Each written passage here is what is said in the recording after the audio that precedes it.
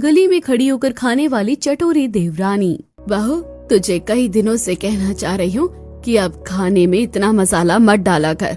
आजकल रोज रात को मेरी तबीयत खराब हो जाती है। हाँ बहू, ठीक कह रही है, मेरी भी तबीयत कुछ ठीक नहीं लग रही है और आज तो मन इतना खराब हो रहा है कि मैं तेरे हाथ का ये मसालेदार खाना नहीं खा पाऊंगी। तुम लोग खाना खा लो, उसके बाद मुझे अस्पताल लेकर चलना। ठीक है माँ, मैं खाना खा लेता हूँ, फिर आपको और सुजाता को डॉक्टर के पास लेके चलता हूँ। हाँ पापा जी, आप इन्हें अस्पताल लेकर जाइए, बाकी आज से मैं कम मसाले में ही खाना बनाऊंगी। अब खाना खाकर रामदेव अपनी पत्नी और माँ को डॉक्टर के पास लेकर आता है। डॉक्टर चेकअप करते हैं। रामदेव जी, आपकी पत्नी का डाइजेस्टिव सिस्टम बहुत ज्यादा वीक हो चुका है और आपकी माँ, उनकी उम्र तो 80 साल है। इनका तो लीवर पूरी तरीके से बैठ चुका है। अब ये जब तक दलिया खिचड़ी खाएंगी तभी तक ठीक रहेंगी। इन्होंने अगर जरा भी लापरवाही की तो इनका लीवर फेल होने का डर भी है। बाप रे बाप, इतनी गंभीर बीमारी मेरे घर के लोगों को कैसे हो सकती है? रामदेव जी, आजकल के खाने में बहुत मिलावट है। इतना मिलावट कि छोटे छोटे बच्चों को भी आजकल ऐसी गंभीर बीमारियां हो रही है। बाकी मैंने दवाइयाँ दे दी है, आप इन्हें समय से दवाइयाँ खिलाइएगा और खाना वही दीजिएगा जो मैंने आपको बताया है। अब रामदेव अपनी माँ और पत्नी को लेकर घर आता है और सारी बातें अपनी बड़ी बहू मोहिनी से कहता है।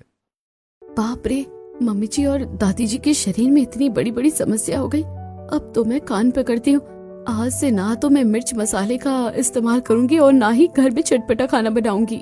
हाँ भाभी, आज से आप साधारण सिंपल उबली हुई दाल चावल और हरी हरी सब्जियां बनाना। बाकी हम लोगों को कभी कुछ खाने का मन हुआ तो हम बाहर से खरीद कर खा लेंगे। तभी गुस्से से रामदेव कहता है, अरे कोई जरूरत नहीं है बाहर का कुछ खाने का। डॉक्टर ने साफ कहा है कि आजकल के खाने में बहुत मिलावट हो रही है, जिससे छोटे छोटे बच्चे भी ऐसी गंभीर बीमारियों से जूझ रहे हैं। इसलिए बहू जो घर में सिंपल सादा खाना बनाएगी, सबको वही खाना खाना है। अब उस दिन के बाद से मोहिनी अपने घर में तीनों टाइम सिंपल रोटी और हरी सब्जी साधारण और रात को सबके लिए खिचड़ी दलिया जैसा खाना बनाना शुरू कर देती है, जिससे धीरे धीरे सुजाता और उर्मिला की तबीयत में सुधार होने लगता है। लेकिन वहीं पिंकी, सुरेश, आकाश और मोहिनी का बेटा पिंटू ये उबला हुआ खाना खाकर परेशान होते हुए कहता है, मम्मी क्या आप रोज रात को खिचड़ी और दलिया बनाकर रख देती हो? मुझे ये सब खाने का मन नहीं करता। मुझे pasta, Maggi, noodles, macaroni, sandwich जैसी चीजें खानी है। हाँ भाभी, ये आप उबला हुआ खाना मम्मी और दादी को ही क्यों नहीं दे देती? अरे आपने तो उनके साथ साथ हमें भी मरीज बना दिया है। हाँ भाभी, कभी तो हमारे लिए कुछ अच्छा चटपटा मसालेदार खाना बना दिया कीजिए। अब तो मेरे गले से ये उबला खाना उतरता ही नहीं है। अब ये सब सुनकर गुस्से से सुजाता अपनी बड़ी बहू के पक्ष में कहती है, अच्छा, तुम लोगों का दिमाग खराब हो गया है क्या? ये जो एक के बाद एक फरमाइश बहू से करते जा रहे हो? अरे ये इस घर की बहू है, कोई नौकरानी नहीं जो सबकी फरमाइशों का खाना बनाएगी। हाँ सुजाता बिल्कुल ठीक कह रही है।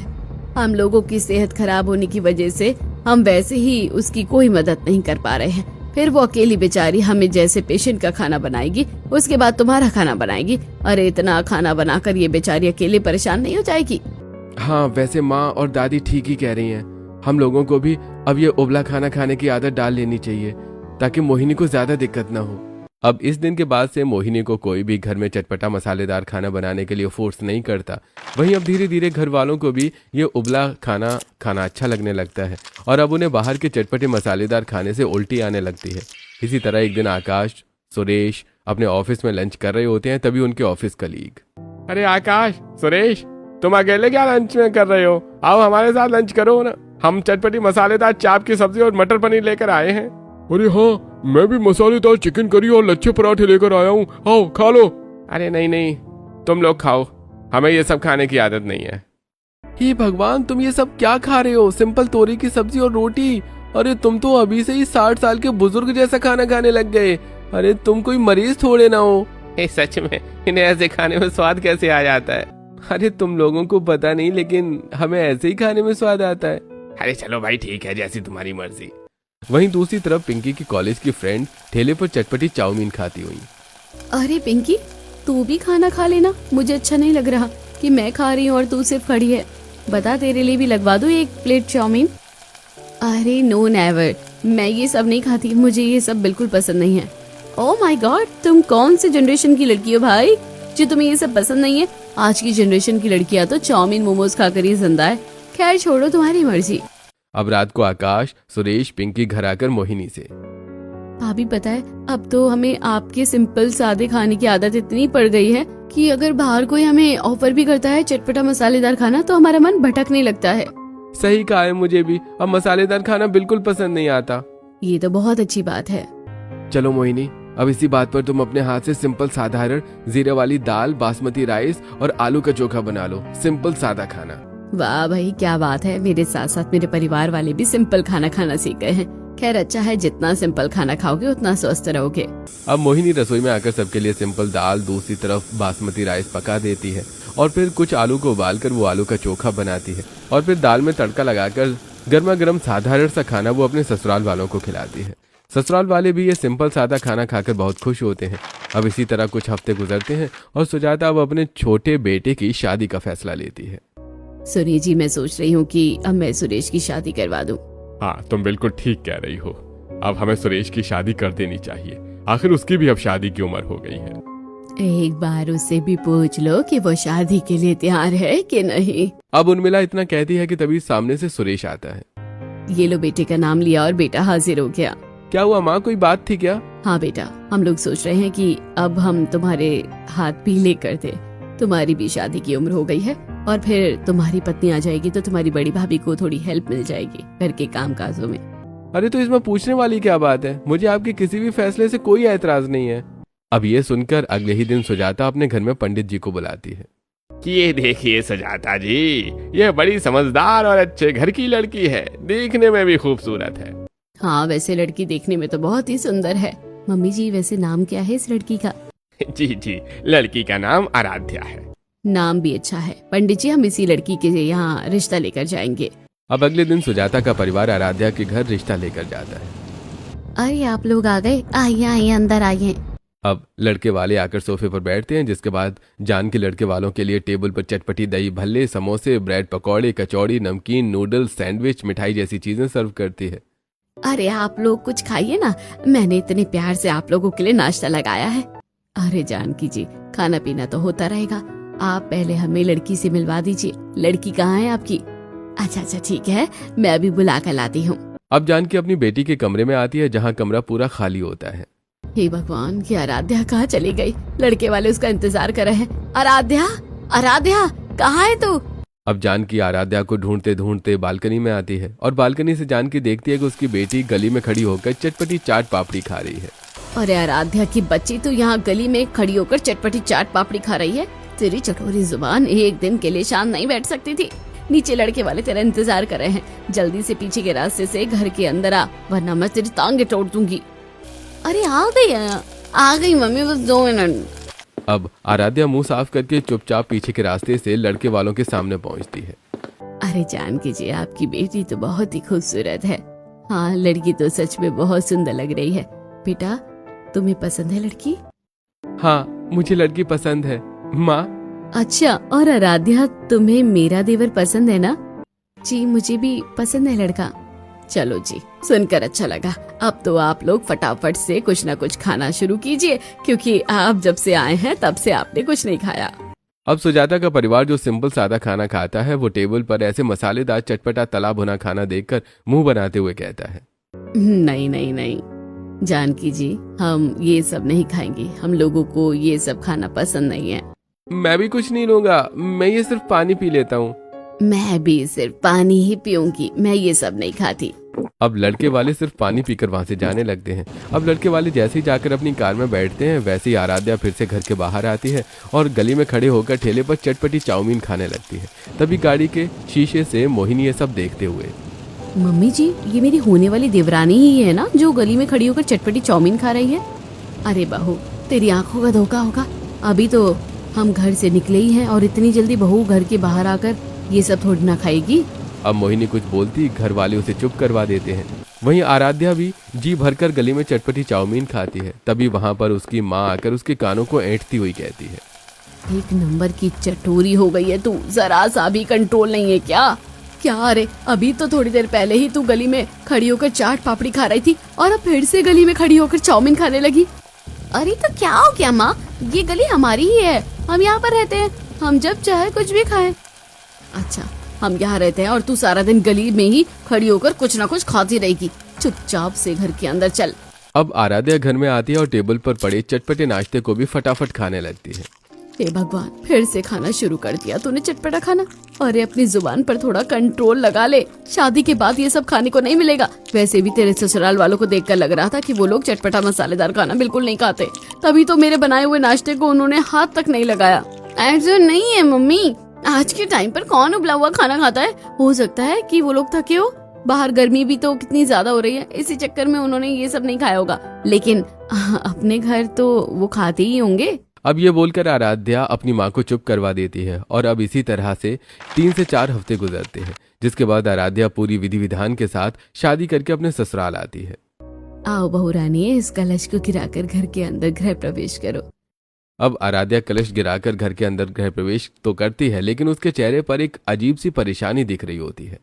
क्या हुआ बहू, परेशान लग रही हो? सब ठीक तो है ना?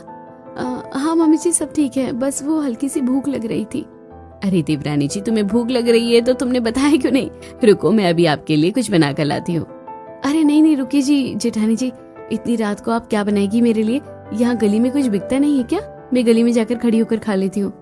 ये कैसी बातें कर रही हो बहू तुम? अरे नहीं, नवीली बहू ऐसे गली के बाहर खड़ी होकर खाएगी तो लोग क्या कहेंगे? ओह सॉरी, ठीक है, हाँ तो मैं कुछ ऑनलाइन मंगा लेती हूँ। नहीं नहीं, बाहर का खाना इतना स्वच्छ नहीं होता, उससे तुम्हारी तबीयत भी खराब हो जाएगी। बड़ी बहू जाओ, तुम कुछ बना दो इसके लिए। अब मोहिनी फटाफट रसोई से दलिया बनाकर अपनी देवरानी के लिए लेकर आती है। सोफे पर बैठी आराध्या। ये क्या जेठानी जी, आपने मेरे लिए दलिया बनाया है? हाँ तो क्या हो गया देवरानी जी, रात को वैसे भी हमारे घर में दलिया और खिचड़ी ही खाते हैं, तो मैंने तुम्हारे लिए भी यही बना दिया। चलो अब इसे फटाफट से खा लो। अब आराध्या मुंह बनाकर जैसे तैसे उस दलिया को खाना शुरू करती है, लेकिन 1 से 2 चम्मच खाते ही आराध्या का मन भटकने लगता है। जेठानी जी बस हो गया, अब मैं आराम करने जा रही हूँ, मुझे नींद आ रही है। अब आराध्या कमरे में अपने जाकर आराम करती है। अब अगले दिन आराध्या नहा धोकर तैयार होती है और बालकनी के पास आकर खड़ी होती है। तभी उसकी नजर गली के ठीक थोड़ी दूर पर बिक रहे चाउमीन, मोमोज, टिक्की, बर्गर के ठेले पर जाती है। हे भगवान, मोमोज, टिक्की, बर्गर वाले सुबह सुबह अपना ठेला लगाकर गली में खड़े हो गए। इनकी खुशबू से तो मेरा दिमाग खराब हो रहा है। लेकिन अब इस परिवार की मैं बहू हूँ, मैं बाहर ये सब नहीं खा सकती। कोई नहीं, मैं घर में ही बना लूंगी। अब आराध्या रसोई में आकर चटपटे खाने जैसे सोया चाप, मिक्स वेज, मसाला पनीर, दाल तड़का, पुलाव, रोटी सब कुछ बनाकर रेडी कर रही होती है। दूसरी तरफ पूरे घर में इन खानों की खुशबू फैल रही होती है। अरे मम्मी, दादी माँ, आज घर में कुछ अजीब सी हैवी खाने की खुशबू फैल रही है। मेरा तो मन भारी हो गया है इस खुशबू से। हाँ, मन तो मेरा भी भारी हो गया है इस खुशबू से। वैसे तेरी छोटी भाभी ये कुछ बना रही है। अब कुछ देर के बाद आराध्या अपनी पहली रसोई का खाना बनाकर डाइनिंग टेबल पर रखती है। खाने में चटपटा मसालेदार खाना देखकर आराध्या की जेठानी। अरे ये क्या देवरानी जी, आपने खाने में ये क्या मसालेदार चटपटा खाना बनाकर रख दिया है? इस खाने से तो मम्मी और दादी की तबीयत और ज्यादा खराब हो जाएगी, क्योंकि ऐसा खाना खाने से दादी के लीवर में इन्फेक्शन हो जाता है और मम्मी जी इस खाने को डाइजेस्ट नहीं कर पाती है। हाँ बड़ी भाभी, बिल्कुल ठीक कह रही हैं। हमारे घर में तो ना जाने कितने सालों से सिंपल उबला हुआ खाना बन रहा है, जिस वजह से हम लोगों को भी अब ऐसा ही खाना बिल्कुल पसंद नहीं है। भाभी आप इस खाने को ले जाइए, हमें उल्टी आ रही है ये खाना देखकर। पर मैंने बहुत मेहनत से ये खाना आप लोगों के लिए बनाया है और इस खाने को खाकर आप लोगों को इतनी भी दिक्कत नहीं होगी जितना आप लोग सोच रहे हैं। बाकी रही बात दादी और मम्मी की, तो मैं उनके लिए कुछ और बना देती हूँ। रहने दे बहू, आज तो बना दिया तूने अपने मन से खाना, लेकिन खबरदार, जो कल से तूने हमारी सेहत के साथ खिलवाड़ करने की कोशिश की तो अंजाम बुरा होगा। बड़ी बहू समझा देना इसको कि हमारे घर में कौन क्या खाता है। अब सभी लोग जैसे तैसे उस मसालेदार खाने को खाकर अपने अपने कमरे में चले जाते हैं। वहीं आराध्या परेशान होकर अपने कमरे में चक्कर काट रही होती है। अरे क्या हुआ आराध्या, तुम इतनी परेशान क्यों हो? कोई बात है क्या? अरे अब मैं क्या बोलूं इन्हें, सच बता दूं क्या? बता ही देती हूँ, क्या पता ही मेरी मदद करे। जी वो मुझे ये कहना है कि मेरी जुबान थोड़ी चटोरी किस्म की है और मुझे हर दिन कुछ ना कुछ बाहर का चटपटा खाने का मन करता है।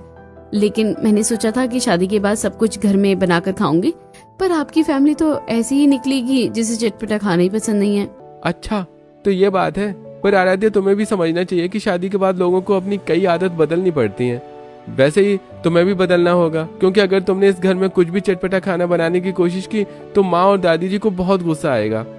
अब ये सुनकर आराध्या चुपचाप कमरे से बाहर आ जाती है। अब देखते ही देखते दोपहर के 2 बज जाते हैं और आराध्या देखती है कि घर के सभी सदस्य आराम से सो रहे हैं और इस बात का फायदा उठाकर आराध्या घर से बाहर निकलती है और गली में बिक रहे चटपटे चाउमीन मोमोज खरीद कर गली में खड़े होकर खाने लगती है। ओह गॉड भैया, कितने चटपटे चाउमीन बनाए हैं आपने, मजा आ गया खाकर। पर मुझे ये जल्दी जल्दी खाना होगा, मैं अपने ससुराल वाले से छुप कर आई हूँ यहाँ। अरे क्या बात है भाभी जी, चटपटे खाने की इतनी क्रेविंग हुई आपको कि आप चोरी चुपके गली में खड़ी होकर चटपटी चीज खा रही हैं। हाँ हाँ भैया, मुझे चटपटा खाना बहुत पसंद है और इसलिए मुझे जहाँ भी चटपटा खाना नजर आता है तो मैं वहीं खड़ी होकर उसे खाने लगती हूँ, फिर वो कोई गली हो या कोई नुक्कड़। अब पड़ोस के लोग आराध्या को देखकर, अरे ये तो सुजाता की नई नवीली दुल्हन है ना, देखो कैसे बेशरम की तरह गली में खड़ी होकर चटपटे चाउमीन खा रहे हैं और कितना हंस के बात कर रही है उस चाउमीन वाले से। बहू वाले तो कोई लक्षण ही नहीं है। छोड़ो, हमें क्या, जिसकी बहू है उसको कोई होश ही नहीं है कि उसकी बहू कहाँ गली में खड़ी होकर क्या खा रही है। वहीं आराध्या अब चुपचाप गली से चटपटी चाउमीन खाकर घर में आ जाती है और घर वालों को कुछ पता नहीं चलता। अब अगले दिन आराध्या की जेठानी अपने बेटे पिंटू को स्कूल से लेने जा रही होती है कि तभी आराध्या कहती है, अरे जेठानी जी कहाँ जा रही हो आप?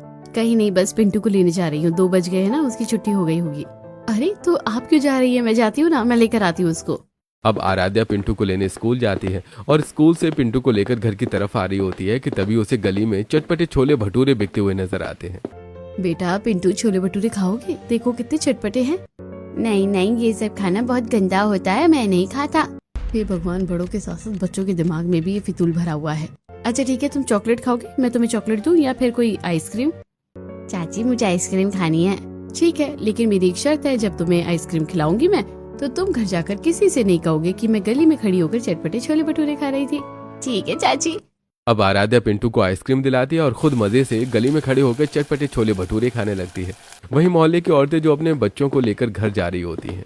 अरे ये तो मोहिनी की देवरानी है ना, देखो ये कितनी चटोरी है, कैसे गली में खड़ी होकर छोले भटूरे खा रही है। 36 लोग देख रहे हैं, शर्म नहीं आती इसको। ये नहीं कि पैक करवा कर घर ले जाए। अरे पैक करवा कर घर कैसे ले जाएगी? मोहिनी के घर में कोई भी ये तला भुना तेल मसाले वाला खाना नहीं खाता। अच्छा ठीक है, लेकिन फिर भी इसको ऐसे गली में खड़े होकर नहीं खाना चाहिए। देखो वो छोले भटूरे वाला कैसे इसको घूर रहा है। अब आराध्या लोगों की बातों पर जरा भी ध्यान नहीं देती और मजे से छोले भटूरे खाकर पिंटू को लेकर घर आ जाती है। अरे देवरानी जी, घर आने में काफी समय लग गया आपको?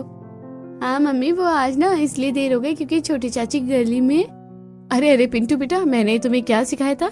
चलो जाओ, अच्छे बच्चों की तरह पहले अपना यूनिफॉर्म चेंज कर लो। हाँ पिंटू बेटा, जाओ यूनिफॉर्म चेंज कर लो और आओ दोपहर का खाना खा लेते हैं। देवरानी जी आप भी खाना खा लीजिए। जेठानी जी बाहर बहुत धूप थी और अभी मैं गर्मी से बहुत ज्यादा परेशान हो रही हूँ, इसलिए मैं शाम को ही कुछ खाऊंगी, आप लोग खा लीजिए। अब इतना कहकर आराध्या कमरे में जाकर सो जाती है। अब इसी तरह एक दिन सुजाता के घर में मोहल्ले के घर से खाने का न्योता आता है, जिसमें सुजाता का सारा परिवार तैयार होकर पहुंचता है। दावत में हर तरह का स्पाइसी चटपटा खाना होता है। मम्मी जी, दादी जी, दावत में तो सब कुछ मसालेदार है, आप रुकिए, मैं आपके लिए फ्रूट चाट लेकर आती हूँ। वहीं दूसरी तरफ आराध्या खुद से, हे भगवान, दावत के खाने में तो बहुत ही चटपटी चीज रखी हुई है, पर अगर मैंने अपने ससुराल वालों के सामने ये सब खाया तो इनकी आत्मा किलस जाएगी। क्या करूँ क्या करूँ? हाँ, ये लोग तो अपने में लगे हुए हैं। एक काम करती हूँ, चटपटा खाना प्लेट में रखकर दावत से बाहर निकलकर गली में खड़ी होकर खा लेती हूँ। अब आराध्या अपने ससुराल वालों से छुप छुप कर खाने की टेबल पर आती है और प्लेट में चटपटी चाउमीन मोमोज पाव भाजी मसाला पनीर नान लेकर दावत से बाहर निकलती है और गली में खड़ी होकर खाने लगती है। ओहो, अच्छा हुआ मैं चुपचाप गली में आकर खाने लगी, वरना तो मेरे ससुराल वाले मुझे भी फ्रूट चाट खिलाकर दावत से वापस घर ले जाते। अब आराध्या इतना कहती ही है कि तभी शिवानी और निधि आराध्या को गली में खड़े होकर खाता देख लेती हैं और वो फौरन जाकर मोहिनी से कहती हैं, अरे ओ मोहिनी, तू इधर अपनी सास और दादी सास को फल फ्रूट खिला रही है, दूसरी तरफ तेरी चटोरी देवरानी गली में खड़ी होकर कुछ चटपटा खाना खा रही है। हाँ, और सब लोग हंस भी रहे हैं, कैसी चटोरी देवरानी है तेरी, जरा संभाल उसको। नहीं नहीं, वो हमारी छोटी बहू नहीं हो सकती। 1 मिनट माँ जी, आप चिंता मत कीजिए, मैं देख कर आती हूँ। अब मोहिनी गली में आती है लेकिन वहाँ आराध्या नहीं होती, पीछे से सुजाता भी आ जाती है। अरे शिवानी बहू कहाँ है? यहाँ मेरी छोटी बहू। हाँ शिवानी मेरी देवरानी, तू गली में कहीं नजर नहीं आ रही। तभी पीछे से आराध्या आती है।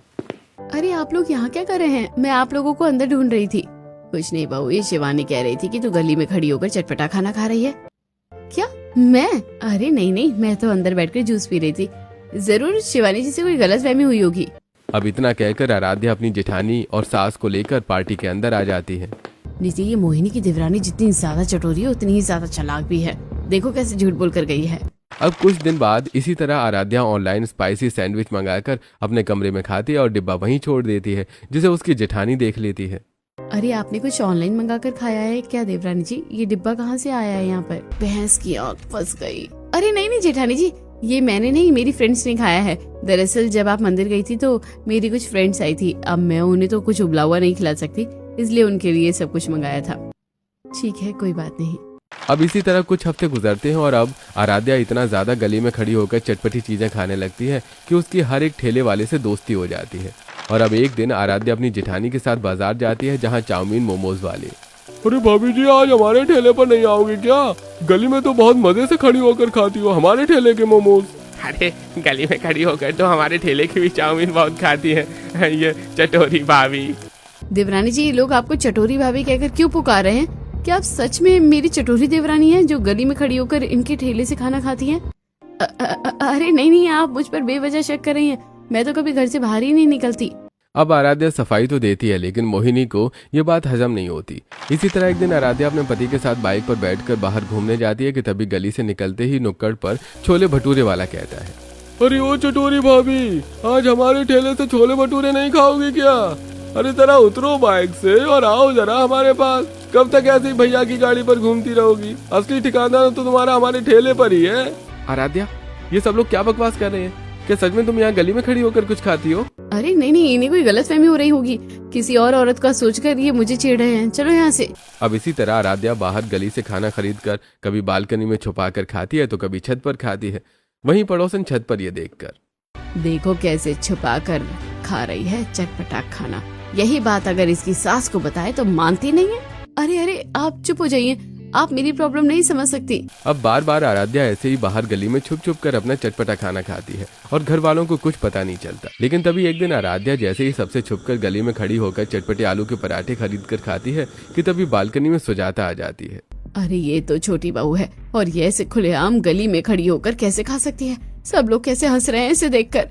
अब सुजाता फौरन गली में आती है और अपनी बहू को हाथ पकड़कर गुस्से से कहती है, अरे बहू, ये सब तुम क्या कर रही हो? तुम घर की बहू हो, तुम्हें शर्म नहीं आती कि तुम गली में खड़ी होकर बेशर्मों की तरह खाना खा रही हो?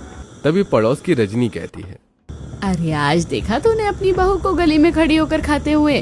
अरे तेरी बहू तो आए दिन ऐसी ही गली में खड़ी होकर कुछ ना कुछ खाती रहती है।